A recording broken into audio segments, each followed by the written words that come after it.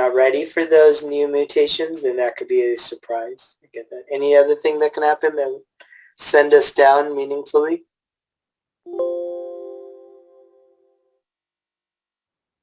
On the trades that What could is it? Couldn't hear you. The tax raise by the Biden thing that he's going to raise the taxes on the tax US. raise? Okay, so if that's not expected, all right? He already announced it.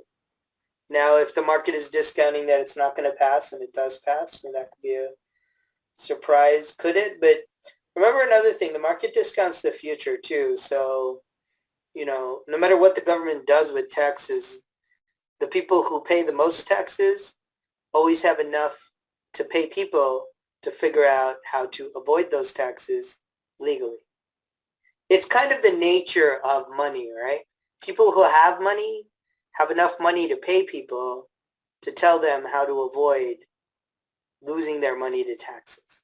People who don't have money don't pay a lot of taxes anyway. So, I'm going to try to be sensitive. You could fill in the rest of that, right? They don't pay a lot of taxes anyway. Just leave it there. Because I'm going to get in trouble if I keep finishing that statement. What else? I think just a stance or a message or a word out by JPOW or Fed in general about easing of the printing money or easing of buybacks or buying bonds or treasuries. That's good point. That's a good point. That could really, again, I would not say that's a crash, but that could really take the steam off and put some fear in the market. That's a very good point. There's been a lot of charts. If somebody could pull up the daily chart on the S&P 500, share your screen and pull up the daily chart on the S&P. Going back like 10 years. It could be monthly too or weekly. It doesn't matter. 10-year chart. 10 to 12 years. If you look at that chart, if somebody could pull it up, if you look at that chart, there was a period in time during the last 10 years where the Fed started taking the foot off the gas, trying to stop expanding their balance sheet, thinking things were good enough after the recession was over. And you'll see what happened to the chart when they did that. Anybody pull up the chart? Share your screen. It's called Operation Twist. They tried to stop printing as fast as they were.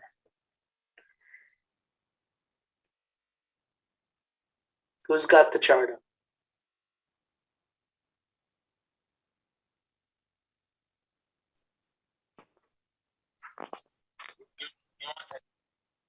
Yeah, S&P 500.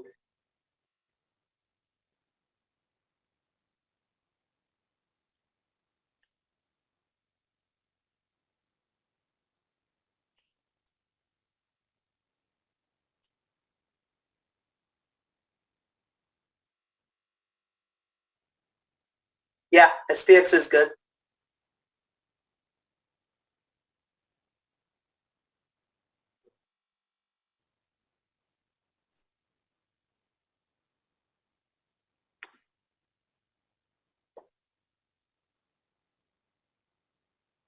See, when you look at these charts, try to get a sense of what the world was like during the time of those changes in the chart.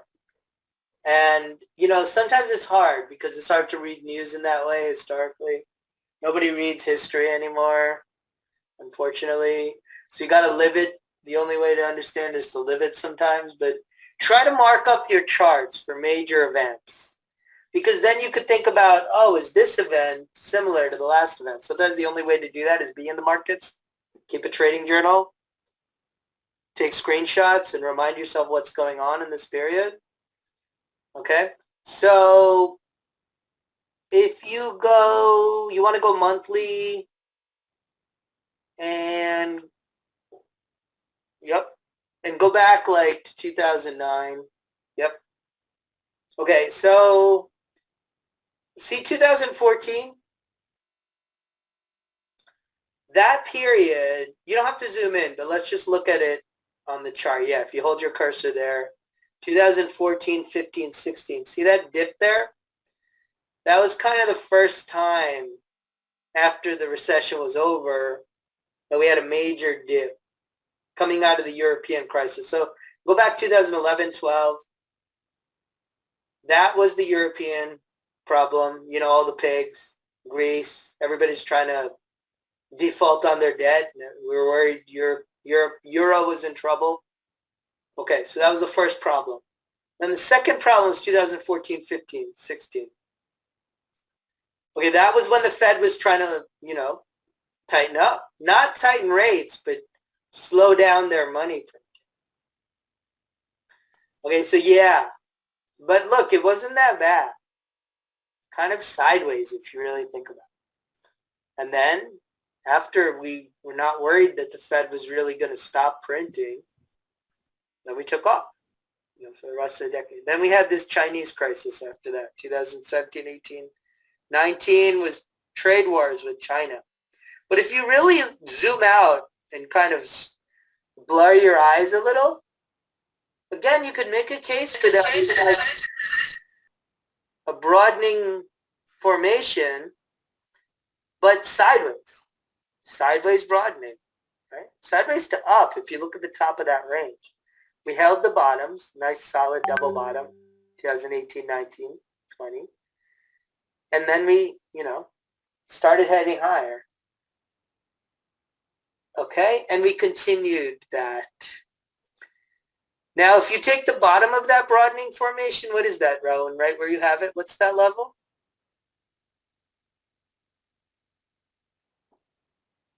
28, 20, it's hard to see, 2,300, 60. And then go up to the top of that broadening formation, maybe 2,900, 2,400. And then go to the top of that before it really broke out. No, before it broke out. Go down, I'd say 2,900. Go down more. I would say that's where we broke out. That's like a V on the left there, right? So that's 600 points. So 3,500, go up to 35. Okay, so we did it up to there, and then we broke out again, right? This one's kind of scary because it's super steep, right? Another case you can make, Raul, if you could zoom from 2020 on, is it possible to zoom that? Yeah. Okay. There's a V here on the monthly. Go to 2020, that red candle, April. Yeah. So there's a V there, right, on the monthly. The top of the neckline of the V is like 3,250. Yeah, right here. Okay, the bottom is what, 2,900? Okay, so that's 600 points. Oh, 25 to 30 to 32.50. 700 points. That gets us to 3,900, right? 3,900. Okay, so we hit the top. We already broke out of that 3,900.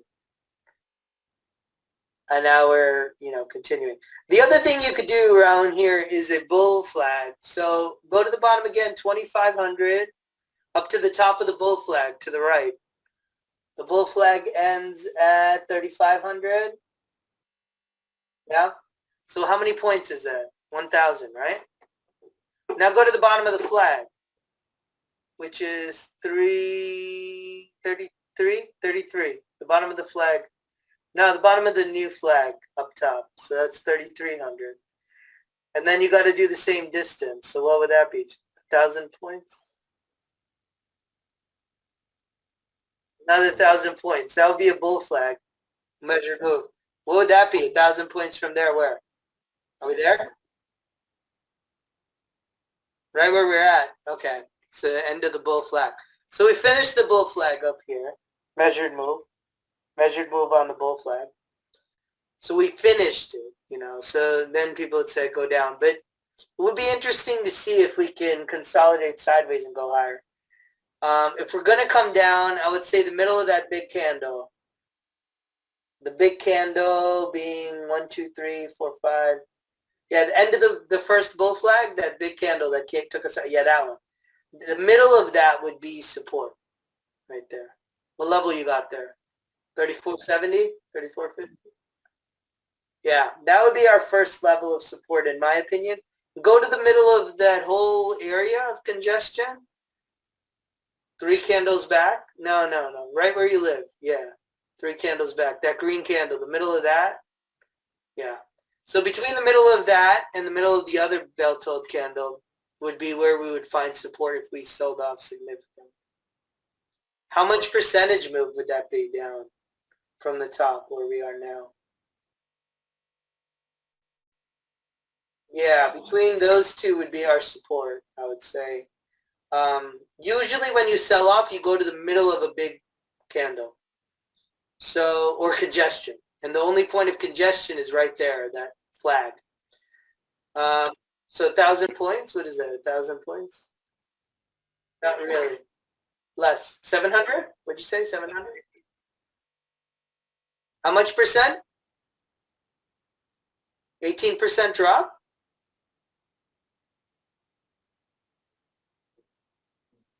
Wow, that's a big drop. On the monthly. Yeah. Yeah. Okay. So seems improbable too to find that kind of support on the monthly. So that's what I would say. If we're going to have a serious problem in this world, we'd go down there. But remember something about fundamentals. You need to be marginally surprised more than you were in the past, right? And we've been through a global pandemic where we shut down the entire world. Even let's say there is a variant and we had to go back inside. We had to put our masks back on. And, the schools said back home schooling. Is all of that really that much of a difference in our life than the way we have grown accustomed to live for the past year? Just keep that in mind, okay? Just understand that. It sounds bad, but on the margin, is it that much worse? So that's what you got to start thinking about. If taxes increase, how many taxes increased in the past, and has it really mattered, especially for the people who pay taxes? And money printing. How many times have we slowed down? Money printing hasn't mattered in the medium term. Okay, so in the near term, sometimes it takes a hit, but you got to kind of be marginally more surprised for it to really matter. Okay, good. So that's the technicals on the monthly. How about the daily chart, Raul? Let's take a look at the daily. I don't really look at monthlies in general. I did for the longer term. When I get a longer term perspective, I look at the monthlies, but when I try to figure out the next couple of weeks, I always look at the daily. I don't really do the weeklies. The slowest chart I look at is the daily. It's also the fastest chart. It's kind of the only chart I look at. So the uptrend's still intact. You draw higher highs, higher lows. The uptrend is still intact. The uptrend is intact until it's not. So if you draw a line underneath the lows, you'll see we have an uptrend. If you draw a line, yeah, go ahead. Draw a line, it would be great. No, go to the next low. No, go to the right, go to the right, go to the right. Yeah, start there. Now go to the left. Start there. Yeah, start there. Do it from the body. Yeah. No, higher lows, higher lows. Yes. Keep it straight. Yep. That's fine. It's fine. You could skip some. It's cool. Okay, so uptrend is intact. I think it is a perfect parallel to the top. Do the higher highs around. Don't move it. You're good. Do the higher highs. I think you're perfect parallel. Sometimes the daily chart is that simple, folks. It's that easy. Okay? Doesn't have to be complicated to work. Rowan, try the next set of candles instead of that one. Move over to the right. Move over to the right. Up higher. Don't start there. Move up higher. Just do a new one. Just do a new one.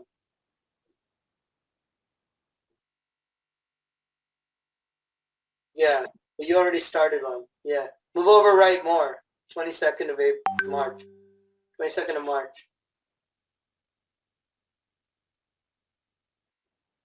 20th. Yeah.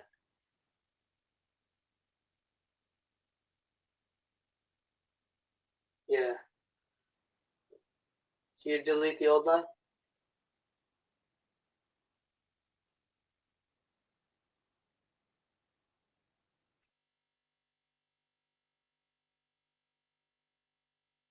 That's okay. You could leave the old line, but you see the new line is parallel. So, you know, the markets were difficult for you most of your life, everyone in the room. But when you look at the market through some interesting lenses, it looks pretty simple.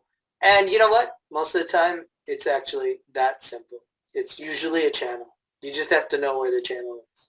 That's pretty much it. Okay. You could have done the same thing for the entire pandemic on the daily chart. It comes out that easily. And you could have done it for the last couple of years, and it still does that. Okay, so plenty of money to be made if you draw your channels correctly. When we break the channel is when things get interesting. Okay, the longer the channel has been in play, the more effective it is. The longer it probably will stay. And this channel is very similar to the channel previously. It's just got a steeper slope.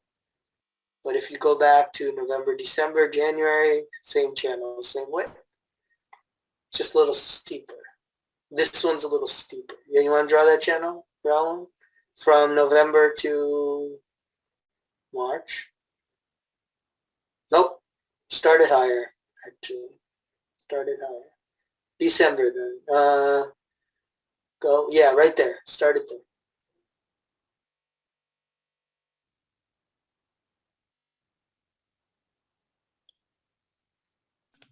Javed, I have a question. Yep. How does this relate to JC Parrott's theory? Because there he was showing that after the dip, it comes up and goes sideways.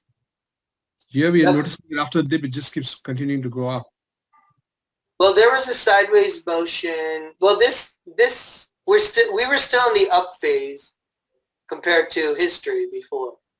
So he's saying now we're probably going sideways. Okay.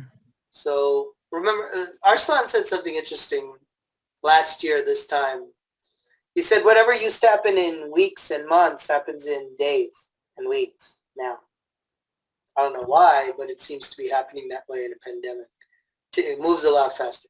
So whatever we did in months and years last time, like 2009, 10, 11, 12, we did in a couple of months, which is what we went up last year into 2011 and then went sideways finally. So he's saying we did that 2-year upturn already, maybe in 1 year. And now we're expected to go sideways from here. And that's kind of what happens. Now, we did do a sideways action in September through December.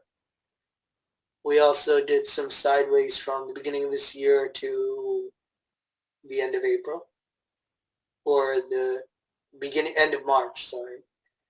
So we did all have our consolidations. Remember, like, you don't have to go down a lot to consolidate. You can go sideways and then go up. So I think that's what we're kind of looking for going forward.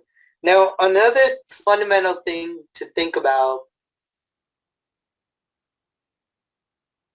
going forward is earnings, right? Earnings is usually a fundamental bedrock of the market. If you think of book value, which is what Buffett likes to focus on, book value is earnings per share, right? That's the definition of book value. Book value is shareholders' equity divided by the number of shares you have. So in accounting, on the balance sheet, if you want to increase shareholders' equity, the way it increases on the balance sheet is you take last period's shareholders' equity, you add the net income from this period, which is earnings, and then you have the new net income. You have the new shareholders' equity at the end of the current period. So net income, shareholders' equity previous period, plus net income equals shareholders' equity at the end of the new period. So by the transitive property, if that's how shareholders' equity works, and shareholders' equity is book value, and you expect net income to keep being positive, it doesn't have to grow necessarily, but if it's even just positive, it means book value in the market is continuing to grow, which means at a constant price, stocks keep getting cheaper. Okay, just because stocks go up doesn't mean they're expensive. If they're outpacing, if the earnings growth or the book value is outpacing the stock price appreciation, or the expectation of that growth is outpacing the previous expectation, then stocks become cheaper and cheaper. And there's another thing you need to remember. Even if there's no positive NPV projects, positive net present value projects, and they can't grow earnings, then what they do is they lower the per share. They lower the share count. How do you lower the share count? Anyone? What's the easiest way to lower your share count? Buyback. You can hear buyback central now, right? And let's say you don't want to use your cash to buy back. Where do you find the cash? If you're a great credit, investment grade company, where do you get the cash to buy back your shares? You don't want to use the current cash. What do? Yes, say it. Who was it? Yeah, debt, bonds, issue bonds. Bonds are at record low interest rates. Issue bonds, buy back your shares. Magically, your earnings per share go up. Even if that outpaces your earnings decline, you're still getting a higher earnings per share. Your stock is still cheaper, even at the same price. And case in point, Boeing raised a $50 billion debt at the beginning of pandemic, and no condition of buybacks. And Apple raised, I don't recall, I think 25 billion or something like that. And guess what? 8 months later, they're buying back $90 billion of their share back. There you go. So they issued it when debt was cheap, and they decided to buy back their shares now, right? So financial engineering, right? Financial engineering. Exactly. And who benefits from this cheap debt? We do, because we own the stocks. So it's not just the billion, trillion dollar companies that benefit. We as owners of these companies benefit as well. We are not capable of getting debt that cheap ourselves, but we're able to own companies that do. And then that transfer of wealth transfers to us. So, don't hate the player. You could hate the game, or you could be part of the game. Okay, now, the other interesting thing about indices is they only hold winners, as I said, over time, right? So even if the companies of before are not challenging themselves enough to keep growing fast, it's like, games are a big thing. It's like a big game, right? Gamification of the market. If they can't grow fast enough, they keep getting dropped. So it's like holding all the elites, like the dream team in basketball, right? In the Olympics. It only holds the dream team. If you're not part of the dream team, you don't get to play. NASDAQ 100 is the top 100 market caps at all times of the NASDAQ exchange. If you're not a top 100 market cap company, you get dropped at the next rebalancing automatically. Doesn't matter if you have the greatest products, awesome revenue. No one cares. The only voting mechanism in the NASDAQ 100, and it's not even voting, it's an algorithm, just keeps the top 100 market caps. That's not even like I heard it somewhere. It's on the NASDAQ website in black and white. Just read it. Look up NASDAQ 100 and you'll know their methodology. Completely transparent. So if you're not able to keep your market cap in the multi-hundred billion to $1 trillion range, you're out. That's it. You don't belong in this club. And how do you benefit from these rich companies? Own them. Buy the index.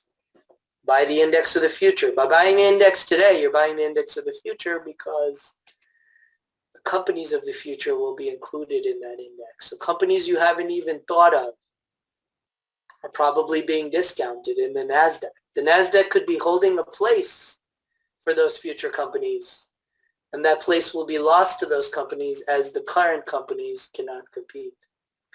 It's probably factoring in growth of future companies, not even the current placeholders. That's the beauty of owning an index versus owning a stock. When you own a stock, you're only owning that company's benefits. When you own an index, you theoretically are owning the future companies that will be holders of that index, that will hold places in that index.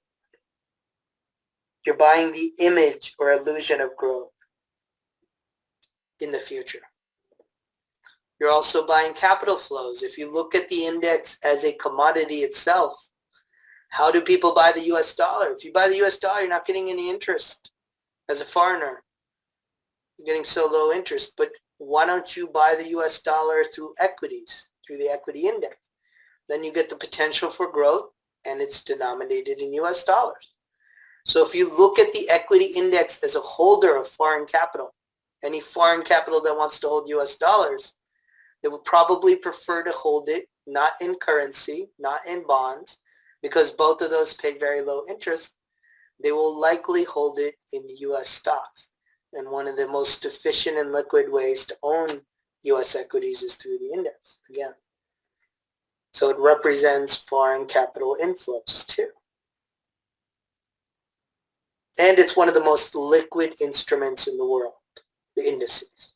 S&P 500, NASDAQ, Russell. Hardly gets more liquid than that. So no matter how much capital you have, sovereign wealth fund, hedge fund, endowment, pension fund, there's plenty to go around to absorb your inflows. You won't be pushing the index around anytime soon. Even as a government, it's very difficult to push the index around. So what about the trade? Problems with the trade, people screw it up. Anybody lost money since last year on the trade? Like overall, has your, let me definitions and syntax matter. So I'm going to define lost money as your account value starting point from when you started this trade last year to now has lost money. And you got to give it like 6 to 9 months at least. So if you haven't done it for 6 to 9 months, don't speak up. Speak up when you have done it that long. But anybody in this room who's done the trade for at least 6 to 9 months, beginning value of your account, liquidation value only, to liquidation value now, has it gone down? And let's dissect why that happened.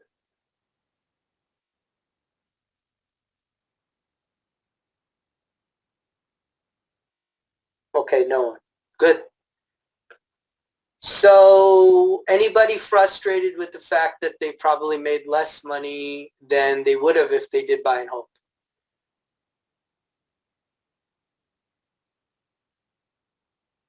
Who's frustrated?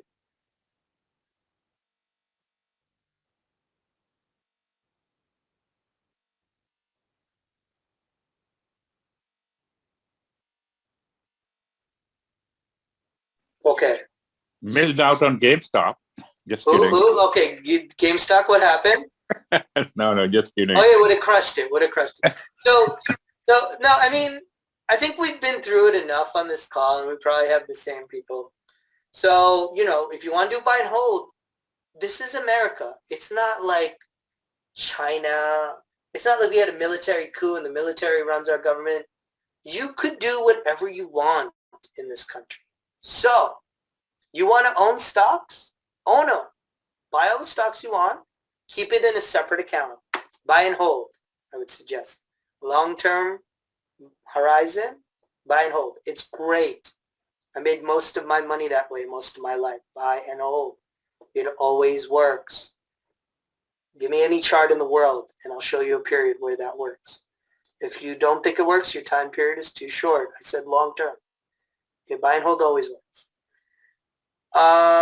Keep it separate so you can track that and use this as your income strategy. This is an income strategy. Compare it against your salary. Compare it against Q yield. Q yield is phenomenal yield nowadays, 11%. You're not beating 11% by doing this strategy. You're wasting your time and wasting your money because Q yield will do it for free and, or close to free, whatever their expense ratios are. And they will do it passively. You don't have to do anything. Just hold the stock and they'll pay you 11% dividend. If anybody doesn't understand how dividends work, hold your hand up and somebody will explain it to you in the room now. We are creating a dividend. The dividend better be more than 11% for the year because there are passive dividend ETFs that will pay you that. Q yield does this trade, actually. That's why their dividend is so high. Their distribution is very high because they do the trade we do. They do buy right strategy. They buy the index ETF and sell calls against it. That's how they're able to pay you 11%. So if you can't beat them, just have them do it for you. I don't know what the expense ratio is. I imagine it's pretty cheap. And they'll pay you for the rest of your life. If you buy now, you get 11% rest of your life. Keep buying the dips. Maybe you'll get to 12 or 13 when it really sells off. So use that as your hurdle. Don't use the index because we're creating an index. Use your highest paying dividend stock that's been around, that's not very volatile, doesn't cut their dividend. Use that as your bogey because if you're not beating them, you should just own them and stop doing all this work. They'll do it for you. Okay, there's others like X yield and R yield. X yield is doing the buy right strategy on the S&P 500. R yield does it on the small cap. I don't think those yields are as high right now. New C does it. NUSI. Their yield is lower slightly. They'll all do it passively for you. They all do this trade. This trade is not a secret. Okay, so always start with the dividend-paying stock. Collect passive income in your life. Start compounding. Try to beat it by doing it yourself with your own formula.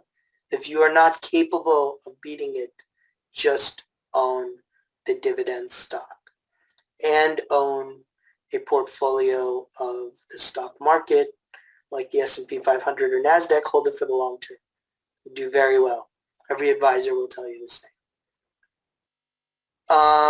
Who's having problem with the trade? Rolling up, rolling down, rolling out? I don't know anybody who rolls in around here. I have a question, Javed. Yep. I have a question. Who's this? This is Pritpal. Hi, Pritpal. How are you? Good. Talk to me. First of all, thank you so much. We always wait for your invitation. Thank you. I think it was a good time. Saturday afternoons are not bad. Sunday afternoons are not bad. Okay. I got TNA as an example on Wednesday. Mm-hmm. I think I bought for $96. Okay. Sold 70 Delta, 91.5. And because I never sold in the money, so when it was approaching like 93 or something, and I rolled it down to 88.5, but it was only 2-3 days, and I sold the call for May 7. So when I bought the call back, I lost all the extrinsic, whatever I got, almost 60%, I had to pay it back. So my question is, what is the right strategy when TNAs or any sticker is going down and down, and your strike price is already hit or about to hit? What should be your next action? Would you sell at the money or still go in the money? Or what is the right approach, please? I'll let somebody answer that. Whoever feels comfortable. People have been doing this trade long enough that they could give you an answer. It's not a totally straightforward answer either. The answer is it depends, but I'll let somebody. elaborate on that.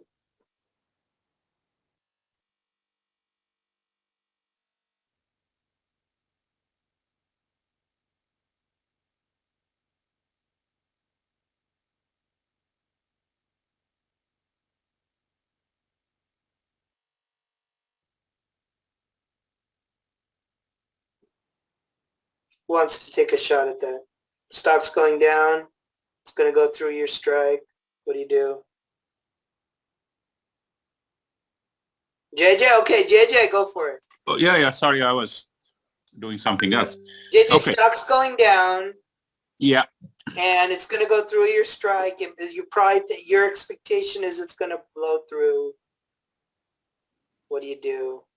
Okay. So I think Prithpal and I, we connected on a similar situation a couple of days back. So the basic thing to remember is, what are you in for? Are you looking at capital preservation? That is why you probably went in and sold 70 delta. Okay. If you were expecting the stock to go up, you would be selling at probably 40 or 35 delta, or your call. So in this case, I assume that you were expecting a downturn. That is why you went back into your safe zone of capital preservation and also getting extrinsic in that fashion. Now, if the strike is coming close to the market, and you would see your extrinsic, you're probably collecting about 30% of 35 or 40% of your extrinsic before end of the expiration or before end of the week, which means you're already collecting 50% of your pay, which you were expecting. So here's your chance to either continue to roll it for another week, collect more extrinsic, and then remember, TNA or IWM, or they are in a cyclical mode. They are going to go up when overall market earnings and all the factors we have been discussing. Right? So you are basically focused on collecting your paycheck. So next thing would be, either I would sometimes leave the strike as is, or if I am already getting my strike is coming close or it's already past it, I would do another roll down and wait for, like we said, the only thing you lose here in this trade is time. It's basically that is it. And I think, as when Javed was saying, one thing to remember is, do not invest in stock market or in particular stocks or in this trade if you need that money in a short period of time. And a short period, I would say a quarter or 6 months, because that is when you will continuously feel the pressure of, oh, I'm getting burned down. So Prithpal, does it answer your question? And others? Yeah, thank you. Thank you so much. Thank you. Great help. Thank you so much. Right. So remember, Javed and I, we talk only about, did I get my paycheck on Wednesday or Thursday? Yeah, correct. And I have experienced that when I sell deep in the money. Now, previously I used to sell at the money. Now I started selling in the money, which is, I like it very good. And now it's collecting the paycheck on Wednesday or Thursday, and I like it. There you go. So you don't have to work, 5 days a week. Yeah, I know. Thank you. Thank you so much. And JJ, that point was critical of don't expect to pull this money out in 6 months or a quarter. At the very least a quarter, because you need to give the trade liquidity, at least 3 months, to live. Because it's hard to pull out of bad situations in 3 months' time, if you don't give it at least 3 months. And if you're in a good situation, feel free to pull it out, and keep it aside. Yeah. Nobody's stopping you from that, but we are saying that at least I have experienced it firsthand, And so the only thing to do is, make sure you have enough work to do otherwise, other than looking at the screen. Go clean the kitchen, clean your yard a few times, and then come back in a couple of days to again Exactly. look at the trade. And if you're making money, for all means, take it out and buy that Ferrari. Yeah. Take out your winnings, keep them separate, pay your taxes. If you're not in an IRA, if your IRA, even better, no taxes to pay until you take it out. So keep it separate. Keep it in cash if you need to, and hold the cash amount constant. Because it does, and that's what you get good at after a while. You think about, okay, these downturns, how long did it take me to get out of that downturn? How long did it take me to get to high water mark where I was before the downturn? My account value is at that point. So you got to give it some time. If you give it some time, you will make your money back. But how long does it take? How long did it take in March last year? How long did it take in September last year? How long did it take November last year? End of December last year? End of February and March and beginning of April this year? That was the longest downturn we had so far. How long did it take you to get back to your high water mark? You got to give yourself that time. When you give yourself that time and get back to your high water mark, keep raising money as you pay yourself those dividends. And then, your account value is higher than it used to be. Make sure it's, by the end of the year over 11%. Because if it's not, then you're just better off collecting dividends passively through the dividend-paying ETFs. But give yourself at least, 3 months to 6 months to get out of any sticky situation you're in so that you can say, yeah, I have a profit. If you give yourself enough liquidity, the trade lives. Not everybody has that luxury to do that, but this trade is not for you. If you need the liquidity of the money, then you should look for more liquid instruments, right? Dividend-paying stocks are liquid, but you got to hold those too, because as the stocks go down, the yield is only good if you're willing to hold the stock longer term. Then it's truly a yield. So you need more liquid instruments. If you can't let this sit for 3 months, then you need to find more liquid instruments to keep your investments in.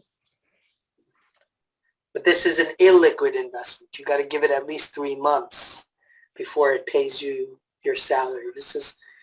We say it's weekly, but it's really not, right? I would say it's like quarterly, right? Quarterly paycheck to buy semi-annual paycheck. Collect your money every 3 months, 6 months, 9 months. And give it time to pay you. In the meantime, pay your bills through other means. This will give you a portion of the extra passive income or semi-passive income. But JJ brought a very good point. We collect rent every week, but we really spend our rent, at the very least every 3 months or 6 months. No sooner than that. Because you need to let the capital provide the liquidity to keep your trade in play. That's very critical. It's things I wasn't thinking about last year. We're always learning, always improving, always kind of changing the recipe so that it works over time. The longer time you give it, as in anything else in life, the better chance it has to succeed, just like a business. Business sometimes loses some money in the beginning, then it gets into its groove and it keeps, it has enough liquidity that it can survive. But liquidity is the lifeblood of business. You can treat this as a business. Another point here is, and also, Go ahead, JJ. Another point and one more idea here is, and I know a few folks have tried that. Actually, even if you do a 60-day out covered call at the money, you are giving yourself that time for these kind of weekly market gyrations. That's a great point. And so that way, so if you think that, oh, this weekly gyration is, making my blood pressure go up and down, go to a monthly or even a 60-day. More than 60 days is not recommended. I don't know. There are studies which have been done even by S&P 500 and Options Council. More than 60 days, they don't recommend. But again, go ahead. You can do back testing on 60 days, 90 days. But 60 days will give you, let's say, even if there is, we were talking about an 18% drop or 15% drop or a 10% drop, it would bring you back to your watermark within that period. So, you are, and you're collecting decent premium. It's not that the premium is, way down. I think last I checked on TNA, it was still giving about 0.5% per week, which is, think about it, not bad, because in the bank you are getting, I think, 0.002% or probably 3 zeros after the decimal to even, park your money and get it out. And on top of that, they are going to charge you all the statement fees and stuff like that. So 0.5% per week, and you have 60 days to manipulate your trade or manipulate or keep watching that trade. And anytime you're making money, get out. So that's another idea. There you go. That's another idea right there. Then there's guys who will give you, so there's other ways to kind of provide yourself more liquidity. So number one, pay your debts, right? So if you're making money, use the money to pay your debts. Don't go buy bigger house, bigger car, more clothes, throw more parties. Pay your debts first. And then when you pay your debts, then you have a lot more savings to provide liquidity to cushion the risk in the trade. People get stuck in this downward spiral of as soon as they get a buck, they spend it. They never have enough liquidity to take risk in their life. Because they don't have enough liquidity, they can't take risk and grow their wealth, right? And give it time. You buy time by having liquidity. If you want to create liquidity in your life, one of the fastest ways to create more liquidity is pay your debts. It's a simple arithmetic equation. Your salary goes every week, every month, every 2 weeks to paying your debts, and then what's ever left over you use to pay your expenses. Well, if you have less debt, that means you have more to pay your expenses. If your expenses are relatively constant and not going up, then by definition, arithmetically, you'll have more savings. If you could put more savings in the trade, you compound faster and you compound higher. So you have more money coming in, you have more money to pay down your debts, you have more savings, and it's a virtuous cycle. It's simple arithmetic. However, everybody wants to get rich yesterday, and they think if I pay down debts today, it's not going to make a difference. But just run the spreadsheet and you'll see it makes a tremendous difference over time. If you want to get a feel for that, go through your closing statements of when you bought your house, okay, your closing documents. And in there is a piece of paper that shows you the total interest that you're going to end up paying on your house in 30 years. And if you look at that interest amount, it's more than the principal that you paid to buy your house. Let that sink in. You pay more interest on your house than you do the buying price of your house over 30 years. So if you don't think it matters, it really does. Think about buying a $500,000 house and paying $700,000 in interest. Crazy. But that's the reality of it. So paying interest on debt matters. Same thing for cars. Same thing for your credit. Forget about your credit cards. If you're paying high interest on your credit cards, you need to take care of that first. This trade is not for you. First, clear your credit card debts, then think about doing this trade.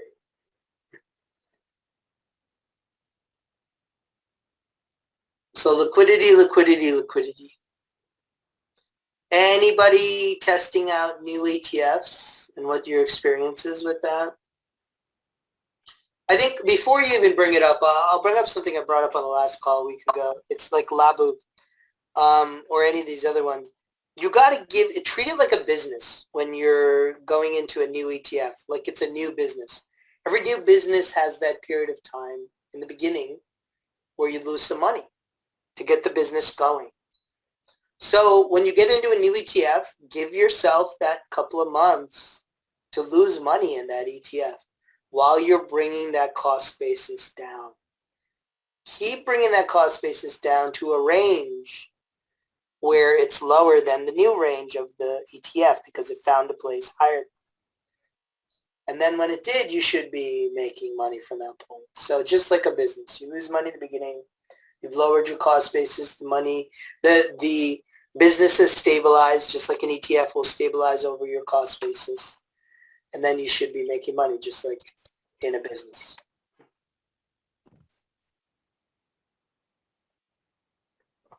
The other way to improve your liquidity or access more liquidity is through these trading firms. They're not available for people who work in the financial services industry because you'll have a conflict and you won't be able to report your trades on a house account there. But if you don't work in the financial services industry, you can look at these trading firms that when you've mastered your trade, they will provide you liquidity.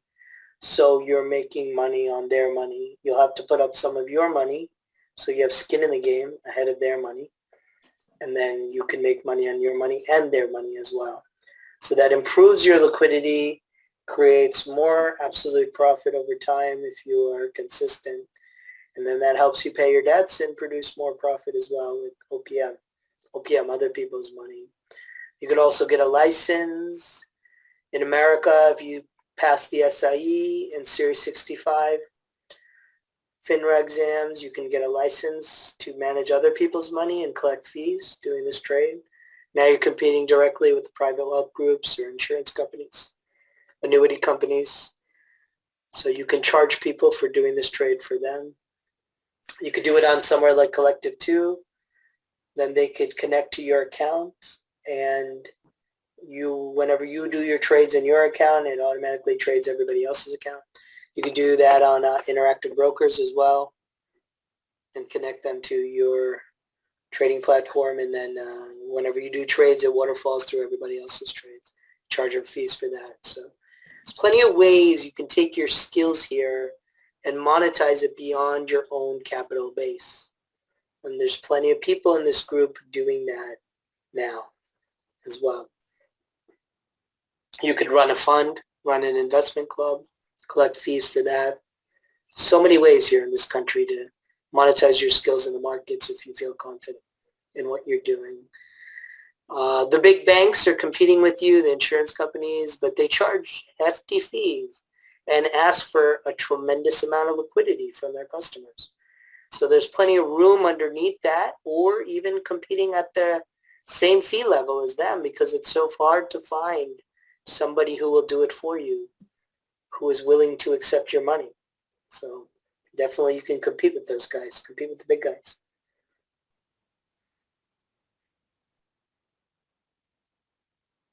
What else? Anybody have concerns? It's good. We have good number of people on the call, but there's not a lot of concerns. Javed, I have a question. One more question, please.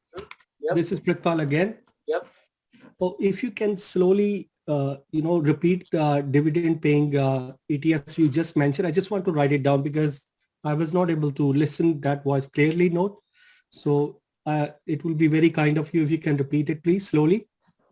So I'm going to let somebody else repeat it. Thank you. Thank you.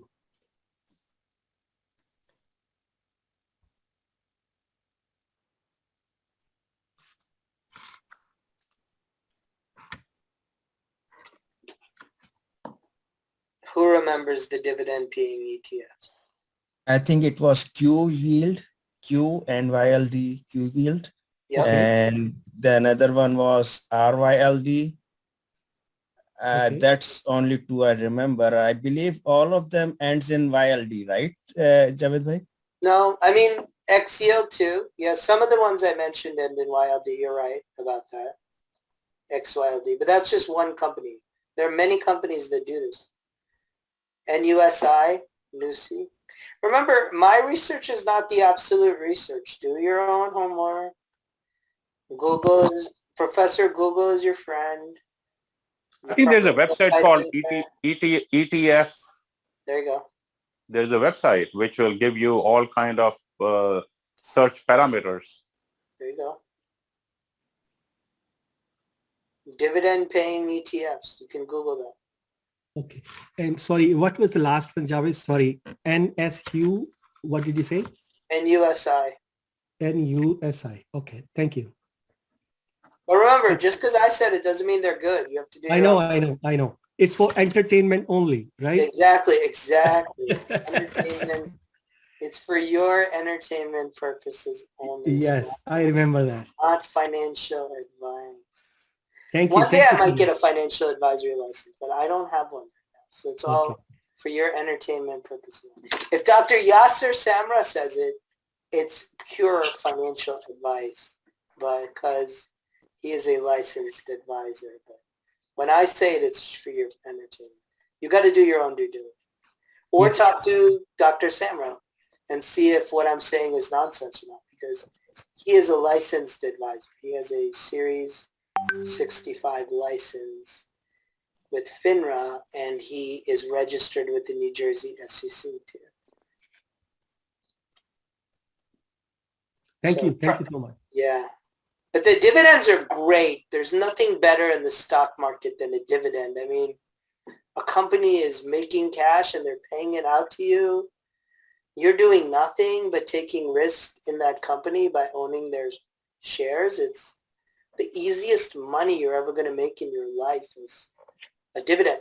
Plus, on top of that, until Biden messes with the tax rates, you get the lowest tax rate in America on that dividend if you hold the stock long term, which is over a year. You know, if it's a qualified dividend, then you'll get the lowest capital gains tax rate on that dividend too. So you get to keep, it goes down as low as 10%. Very low rate. So you know how widows, orphans, wealthy, generational wealthy people, they love collecting their dividends because checks in the mail every month for doing nothing but owning assets. I know Biden doesn't like people who make money that way, but it's the great American way to make money is owning cash flowing assets that pay you their cash flows. Hello. I apologize. I'm a little late to this, but I just wanted to kind of ask, what's the difference Who's this? You got to say who you are. Yeah, this is Rehan. I'm in Texas here in Houston. I apologize. I showed up really late in this. I just saw the thing, but I wanted to just ask real quick, how is this ETF different than like, you know, your Vanguard ETFs, like dividend growth ETFs, or, you know, your standard run-of-the-mill ETF? They look a little different because their yields are much higher. So, and I get it. Your question's too open-ended. You got to give me a specific ETF you're comparing against. For example, I use a Vanguard dividend growth, VIG, right? And what does it invest in? Dividend growth companies, right? It invests in an index of dividend growth companies? It has its own dividend growth companies like ExxonMobil, whatever, you know, ExxonMobil or like, you know, Pfizer. Okay, okay, so I get it. So that specific one invests in companies, right? The ones I mentioned, they invest either in a portfolio of companies that mimic the index or the index itself, and they sell calls against it. Okay. So it's and a little then leverage. The cash flow from the calls to pay you out. Okay, so it's slightly leveraged, is that right? I mean, obviously. Leverage isn't the difference. The difference is the Vanguard ETF collects dividends from a portfolio of stocks and transfers them that to you. The ones I mentioned sell calls, and that's how they generate cash flow. They don't collect dividends. They sell calls, generate cash, and pay that out as a distribution. Okay. Are you doing this trade, Rehan? Do I do The covered call trade? I do. Okay, Yes. so they're doing this trade, and that's how they generate cash. So They pay that out to you. So it sounds to me like instead of me trying to do covered calls, I can just use these ETFs to do it for me. Is that Yeah, you purpose? should, because they'll do it passively for you. Okay, and they probably know a little more about how to do And- this. But if you think Probably they are just giving 10%, but if you're doing a covered call, you can make 75 to 100%. Babar says that for your entertainment purposes only. Yes, definitely. There is a risk as well. And whenever I go to the individual stock, the risk increase, and that's EV stock means that decreased my portfolio. I shouldn't do that, but I did that by mistake. So I'm going to add the word potentially in front of what Babar said. Potentially. You make what you make. Some people feel they can beat what the dividend paying stock is for less risk. Want to add the word less risk there. If you have an appetite that's higher risk than the dividend paying stock, then go with your appetite, right? If you want to take a portion of your portfolio that can assume a better risk appetite than those guys, then your higher risk should be rewarded with a higher return. Yeah. So go for again, for entertainment purposes only, Yep. what kind of the friends that you know that may do this, right, or people that you may know, like what percentage of their portfolio would they allocate to these types of That's good. Are you ETF? in the WhatsApp group? You're in the WhatsApp group, right? Ask people. Okay.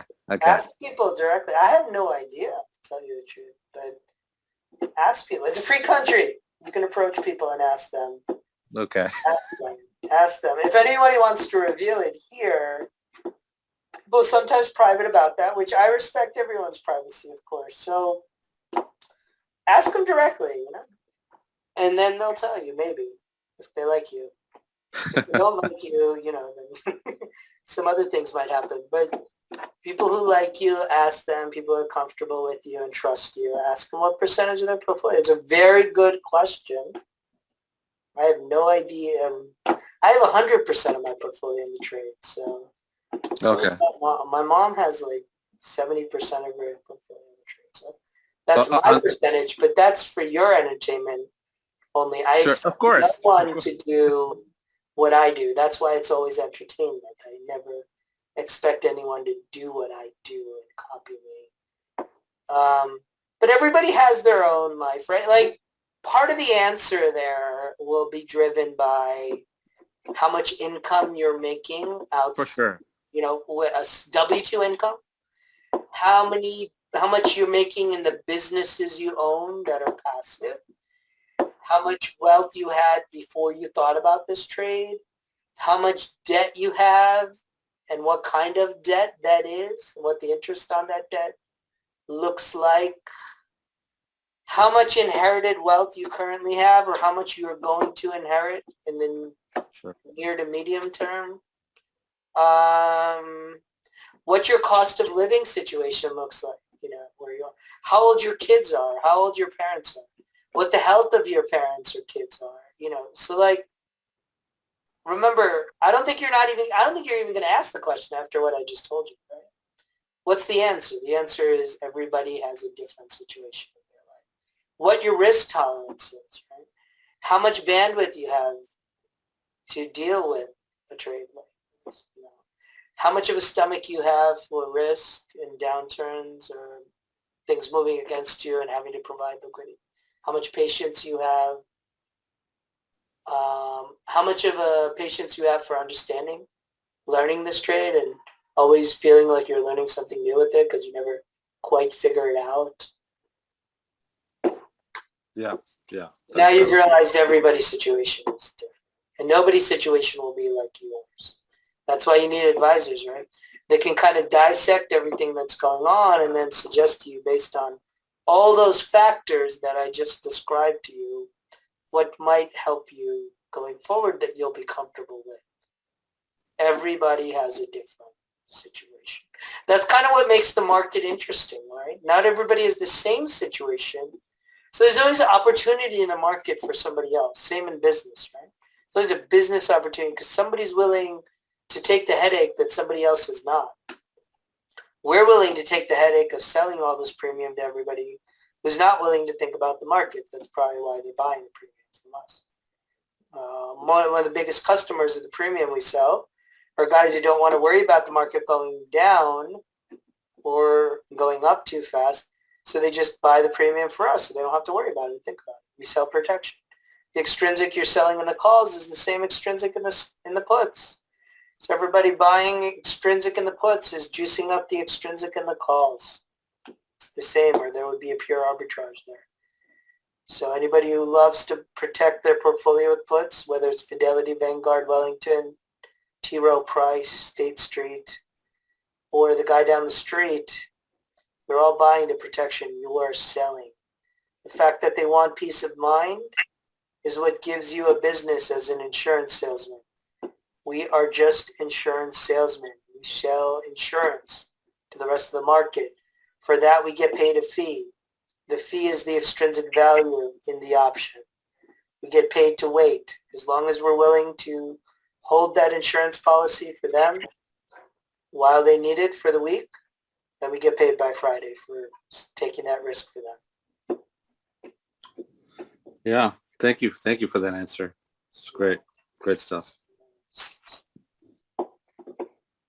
Feel like it's much easier than selling pure insurance, which I also have a license for, because you got to ask people to pay all this money over time with the expectation of death in life insurance, and then you're not around to spend it when everybody else gets paid off. It's kind of a hard sell to convince people to do something like that. So this is easier because they already know they want protection for their stocks. They're just looking to buy it from somewhere, and we're out there in the market ready to sell it to them. And even when they're not looking for protection, there's always a market maker that kind of has to take the other end of the trade for you. So that's also helpful because they make a spread. They make a spread, we make the extrinsic, everybody wins. It works out very nicely. When people have figured out that they don't need to worry about the long-term risk of the market, that they'll always kind of make money, is the day there's no trade here. There's no extrinsic left. It'll only be intrinsic. But the listed options market has been around since the early 1970s. And there's always been extrinsic since then. And I have a feeling for that was 50 years? I think for the next 50 years won't be a problem with having extrinsic in the market. Times like this where people are looking for the sky to fall and it doesn't are phenomenal times to remind you that there's always fear and there's always greed out there. As long as there's fear and greed out there, there are people paying extrinsic. Ridiculous amount of extrinsic. 1% for a week is insane. 2%, 3%, 5%. That's insane amount of money to pay for a week. To be fearful and greedy, that's a lot of money to pay. But you see time and time again, there have been people here who have been doing this trade for almost a year, and the market never fails to surprise you, even at these low volatility levels, low VIX, low VXN. People still paying insane amount of extrinsic value on a percentage basis to be fearful and or greedy. Supply, demand, fear and greed. It's in our DNA. It ain't going away anytime soon. We're locked in through genetics to behave that way. Genetics take a long, long, long time to get past.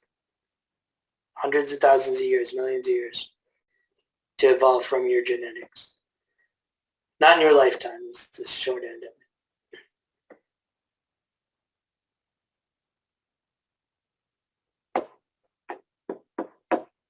What else? Better trades. How about that? Anybody have a better trade? Buy and hold, always a better trade.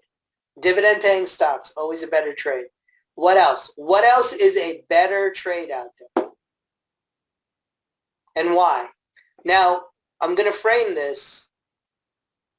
If it's better, tell me it gives you more return for less risk, or more consistent return for less risk.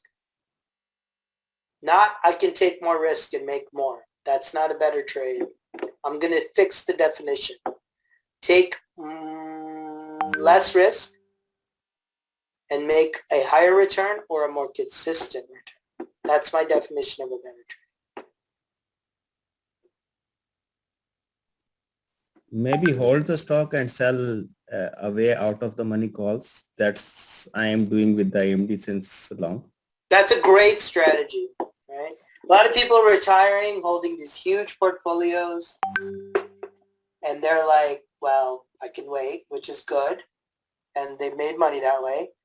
And they can kind of have their cake and eat it too. They can get the upside in the stock and still monetize the volatility to create some income while they wait for the stock to go up, and they sell out of the money calls. Sometimes it's leaps, out of the money leaps. Awesome strategy. I agree. Great strategy. Awesome for retirees too, especially, or people who have significant portfolios in stocks that want to monetize. The risk there, if you hold it a long time, you're not interested in paying the capital gains yet. If you get hit, you'll pay the capital gains, meaning if the stock goes through your strike and you get exercised, or you have to buy it back, then you will pay capital gains on that. So you get a big tax bill up front. And if you keep your strikes too low on that, you will kill the upside, which was the original reason you were in those stocks. So no free lunch. But it is a great trade if it meets your objectives and it doesn't kill your original objectives. As long as it meets your objectives, it's a great trade. When it starts going against your objectives, then it's not so great anymore. It's a cool way to make money off the volatility and monetize it. I know somebody who has that multi-million-dollar portfolio in tech stocks. He retired voluntarily in his 50s, and now he's very interested in monetizing some of the volatility with out-of-the-money calls, which he does, gives him some income on the side while he lets his stocks continue to grow. Awesome strategy. He makes more than his salary doing that. I'm pretty confident in his previous salary. What else? What else a good strategy? That was an excellent strategy. I totally agree. Another thing the big banks will do for you if you're in their private banking group as a client, private wealth, they'll be happy to monetize volatility for you if you lock it up for them. But they'll charge you a hefty fee for that and take most of the upside and leave you with a fixed return. That might not be too different than a Q yield, which is much more liquid than what they'll do for you.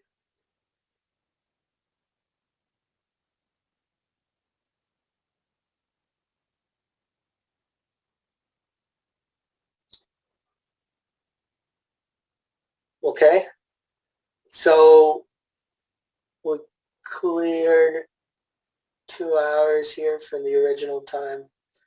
I guess people getting tired. And I'll leave you with the rest of the day today. So, Javed, I have one question. Yep, go ahead. Okay, if we are doing a covered call as mostly we are doing, so what's your opinion? Should we diversify on the different leverage ETF like TNA, TQQ or other one, or should we put everything on one basket? Because the thing I am asking, I am doing the covered call on ARK as well, ARKK as well. Mhm. And when I compare ARKK yield with TQQ, it's little bit less, but just to avoid a lot of risk, I am not using the TQQ. I am using just TNA and ARK as well.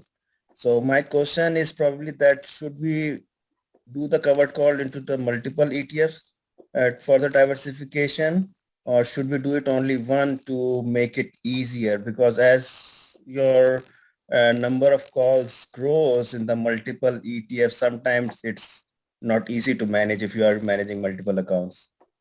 Yeah, Because I I'm think doing you it on the answered. Roth as well. I'm doing on the Roth as well, and I have to switch. And sometimes because of the office routine, It's not easy. Yeah, I mean, I think you answered the question yourself. First of all, everything you're talking about is diversified already. So, you know, there's a limit to the benefit of diversification after a certain amount of stocks. There are studies out there, PhD studies, that say after 20 stocks, they're not all in the same sector. You get limited benefits to increase diversification in terms of lowering your risk. Remember, if you diversify too much, you've lowered your risk so much that there's hardly any extra return. So, because what happens if you have too many of these ETFs, one does well and the other one doesn't at the same time, then whatever you did well on gets killed by the one that's not. They don't all move together, which lowers your risk, but you're also lowering your potentially overall return. So, you know, do what you feel comfortable with. Some people might do 2 ETFs. When one goes down, they buy more of it. And then they're riding the other one while the other one goes down and they buy more of it, you know. Whatever works with your psychology and risk tolerance, whatever you feel comfortable with, but don't bounce around while they're losing money for you. You lose money in TNA, 5%, then you lose 5% in TQQ, then you lose 5% in FAS, then you lose 5% in ARC, you're already down 20% right there. So, you know, don't lose money and then go to the next one. Make money in your ETFs before you decide to jump. Okay, so it takes some time to get comfortable with each one. And if you're thinking about too many, you're probably not getting comfortable with any of them. So bandwidth is a critical issue, you're right. Doing it every week or every 2 weeks or every 3 weeks. So if you don't have the bandwidth, you know, don't take on too many names. There's no free lunch. If you diversify too much, you're probably sitting in place because one's doing well while the other ones aren't.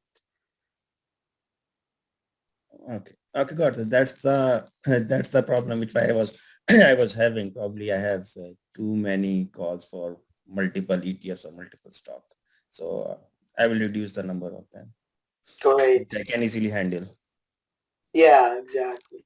I mean, I don't think any of these did not, quote unquote, work if you gave them enough time, but you had to give it enough time to work out. And then if you're thinking about too many, it's hard to even keep track if they're working or not because one's going down while the other one's going up and you're killing the overall return of your portfolio with the one that's going down.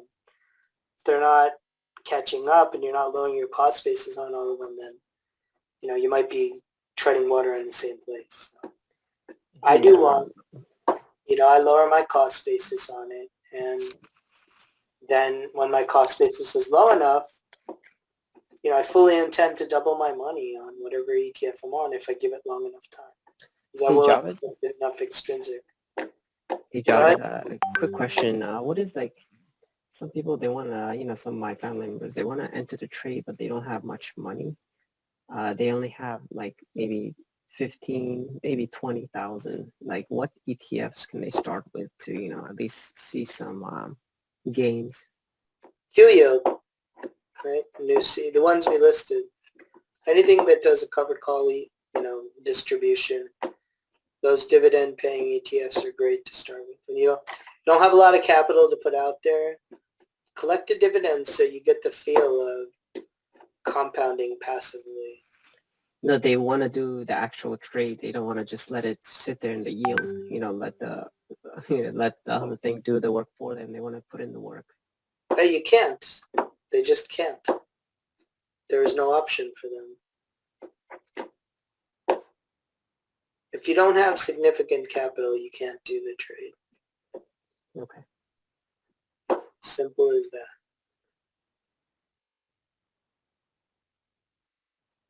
Because remember, you got to absorb the liquidity, right?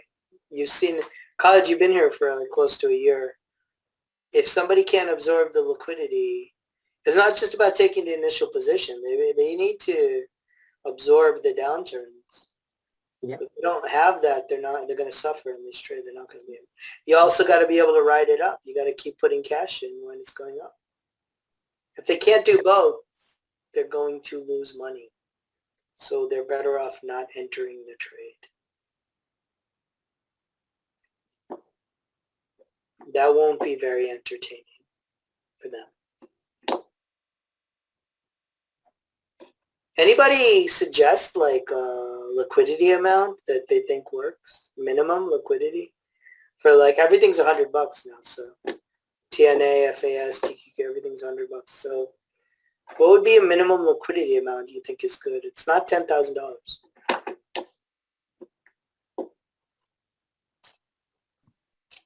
Anyone? Javed, I want to add something here, please. Yep. Because I had a limited account in my RSP account, like a retirement account, like 9,000. And I bought 100 shares of TNA and started doing the covered call. What I realized after that, I had to put more money in because I didn't have enough buying power, or like the price of the TNA went up. Yep. So you're absolutely right on this, that either I continue selling out the money, but my still price got hit and I had to pump in more money, which was another like hit to me. So you're absolutely right. If you have limited cash, then you should have something available in case the price of the underlying goes up, or you need to buy back the call or something like that. You're Exactly. 100%. Exactly. Yeah. Exactly. So, you know, there's no magic number out there, but it's definitely more than 100 shares. So you have enough liquidity when it goes up or when it goes down, so you could absorb the hits. Either way. Can't do the trade unless you have maybe double 100 shares at least. And second point, Javed, I want to mention one more thing. If somebody is listening to these calls and he's feeling that this is a great trade, this is absolutely a great trade, but you will get more gist out of it when you actually do it, and you do it consistently. This is the magic statement that if you're just listening and not practically doing it, you know what is happening, how you go through it. That is the thing, like it will help you a lot of things, like in a lot of ways it will help you. Because if we get the guidance from you and we observe everything, try to do everything right, and there are so many things come on the way. If this thing happen, what will be my action? If this thing happen, which way I have to go? So many things. And I'm very grateful to, you know, your call and the CFI group we have. It's a blessing, I tell you. This is a great learning. Like there are so many people, they help everybody left and right. And there are so many good people out there. I'm really, really thankful. Agree. It takes a village. Never trade alone. Always Yeah. trade with other people so you get confidence. Invest with others. Then you can gain the confidence of all the things you don't know. And Pritpal's right. You got to do it every week. It's got to become a habit. If it doesn't become a habit and become easy, then you're not going to get through all the uncertainties and the complexities of it. If it becomes a habit, it's like playing an instrument, like playing a sport. You just naturally feel what's going on.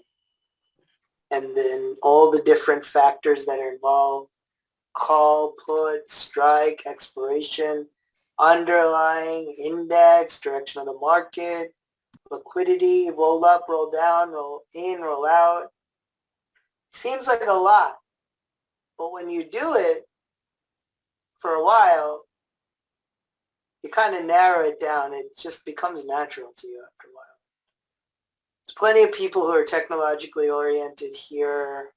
You know, I'm writing a lot more code nowadays. I always make the pitch, if you want to write code with me, then you definitely have to be writing code. You can't just, you know, think about what you want in code and tell me it. Got to be writing it with me. Then we can do a lot of automation on this trade too. This trade is very easily automatable. Abbas did it a couple of months ago. It's not that hard, especially if you use a very friendly API like Interactive Brokers. Easily automate the trade. Take in market data for $14 a month, which is $14.95 a month. Get all the market data you could ask for. And you could automate the trade. Just fire to the API. Then you don't even have to do the trade every week. You just have your program do it for you. which is even easier. It's pretty much robotic, right? There's not much to decide. You have the program decide for you or give it parameters, and then it'll stay within those parameters.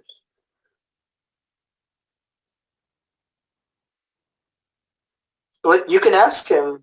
I think he wants you to do it for yourself. So, I mean, you guys know the algorithm. You do it every...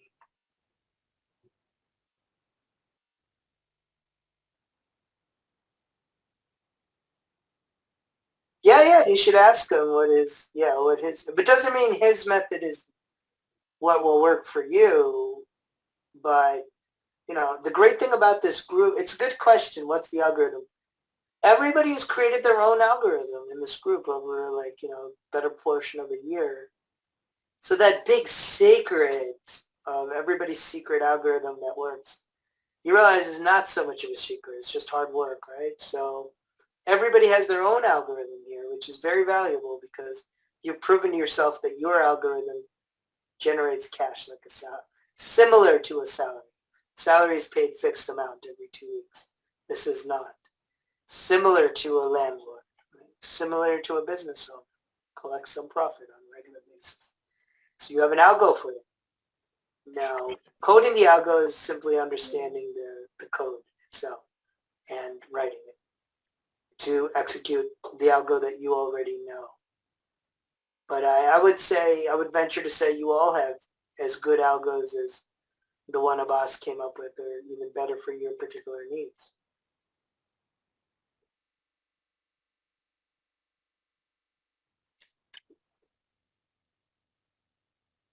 Yes.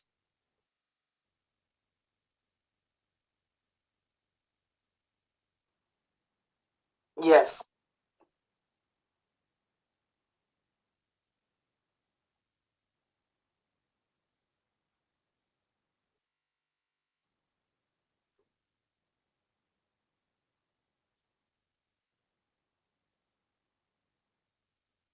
I mean, one way to get away from one of the things you're bringing up is if you can only check when you can check, one way to cheat that is just to have the algo fire at a fixed absolute time on the clock. You know, let's say you wanted to get the most effective price for the day. Just have it fire 4 times a day. You know, 10 o'clock, 12 o'clock, 2 o'clock, and 4, 3:30. And just do that fixed time every day. And then you've got a good cross-section of every day that you want to fire the trade. You know, that's an easy way to cheat it and keep it simple. You can pick a day out of the week.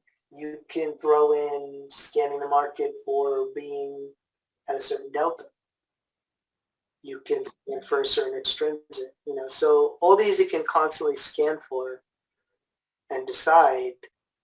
You know, one thing you got to remind yourself with algos, the fallacy that people have in understanding algos is it's not one algo that makes money in the market. And just because your algo makes money doesn't mean that it has to be different than what anybody else is doing. There could be 1,000 algos that make 20% every year, year in, year in, and year out. It's just, you know, which algo did you come up with? It's not that one algo makes money in the market and everybody else's doesn't. No. There's 1,000 ways to make money in the same time period in the market. And there's an infinite number of ways to make money with the same return in the market using different time periods, which is what everybody does, right?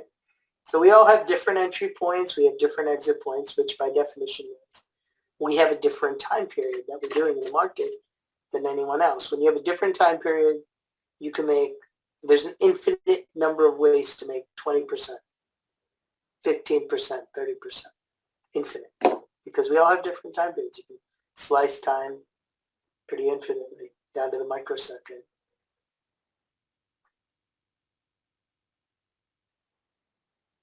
So, you know, don't ever let anybody tell you your algo has to be different than what anybody else is doing to make money. That's absolutely not true. You could be doing the same thing everybody else is doing, just doing it at the same time and still make money. There's plenty of money to go around. Extrinsic isn't going away anytime soon. we're in very liquid instruments. So just if we had a couple of 100,000 people more doing the exact trade at the same time, would it mean extrinsic would go away either? Wouldn't matter. Very liquid instruments, very liquid market we operate in. And we don't all do it at the same time. So the fact that we don't means we could all be making the same exact return at different times with different algos and still be not moving the market at all. Not trading away the return. So every single person in this room could have a different algo and have the exact same return, and it wouldn't matter. Your algo doesn't have to be better than the next guy, it just has to work for you.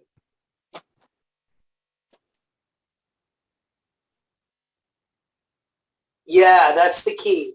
Make sure it's generating some cash over time. Then see if you can take less risk for more return. If you can't, leave the algo as is. If your algo is not beating 11%, don't use it, because you could have just not have an algo, not have transaction costs, not have the headache of taking your own risk. Leave it up to the experts instead. So have a hurdle rate for your algo. If it's not beating the dividend paying stocks, don't use it.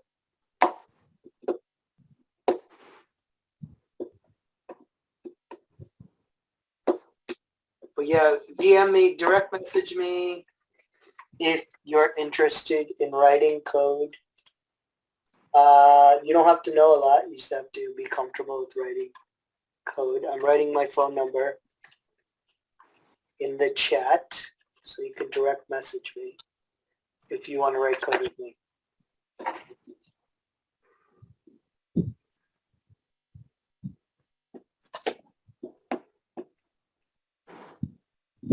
Okay, so it's 2 hours from when we started. That's usually a good cutoff point. So, weekends are usually good for me. Weekdays are fine too. If you have a good time that you like, ping me on WhatsApp or regular text, DM me, and say, hey, it would be great to have a call today at this time. Just let me know, and I'll see if it works for my schedule. All right, have a good weekend, guys. Talk to you later. Thank you, Jared.